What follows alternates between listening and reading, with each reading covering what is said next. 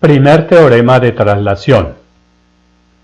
Por definición, la transformada de f de t es igual a la integral entre 0 e infinito de e a la menos st por f de t de t. Y este es igual a f de s porque la transformada es una función que depende de s. Queremos calcular la transformada de e a la at por f de t. Por definición, esta es la integral entre 0 e infinito de e a la menos st por e a la at por f de t de t.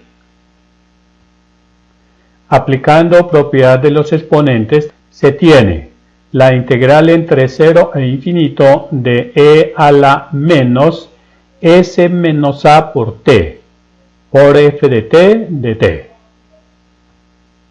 Y esto es igual a f calculado en s menos a.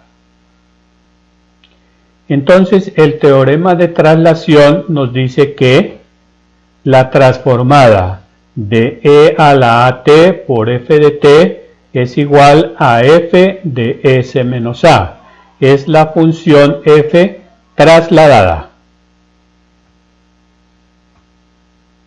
Por ejemplo, la transformada de coseno de 7t es igual a s sobre s cuadrado más 7 cuadrado. A esta transformada la llamamos f de s. Si queremos calcular la transformada de e a la 3t por el coseno de 7t, tomamos la estructura de la transformada de f de s y reemplazamos s por s menos 3 en todas partes. Es decir, calculamos f en s menos 3. Y esto es lo que nos dice el primer teorema de traslación.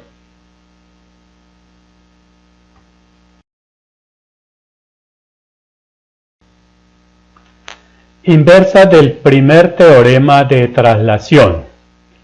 El teorema de traslación nos dice que la transformada inversa de f de s menos a es igual a e a la at multiplicada por f de t, donde f de s es la transformada de f de t.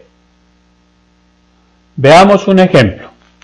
Halle f de t si se tiene que f de s es igual a s sobre s cuadrado menos 12s más 40. Solución. Se completa cuadrado en el denominador.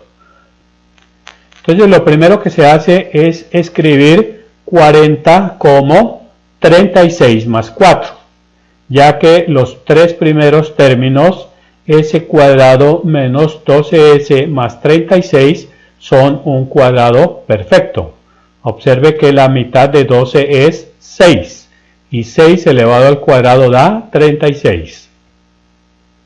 Y entonces tenemos que esta expresión se convierte en s sobre s menos 6 al cuadrado más 4. Ahora vamos a ajustar el numerador de acuerdo al teorema de traslación. Entonces, aparentemente ahí tenemos la transformada de coseno. Mas sin embargo, para que esta sea la transformada de coseno, se necesita que en el numerador también aparezca s menos 6. Entonces lo que se hace es restar 6 y sumar 6 en el numerador. Ahora separamos las fracciones. En la primera fracción s menos 6 sobre el denominador completo más, y la segunda fracción la vamos a escribir de la siguiente manera. Observe que 6 es igual a 3 por 2. Entonces dejamos 3 aparte y la fracción la escribimos con el 2. Separamos 3 y le dejamos 2 a la fracción. y se procede a aplicar la inversa del primer teorema de traslación.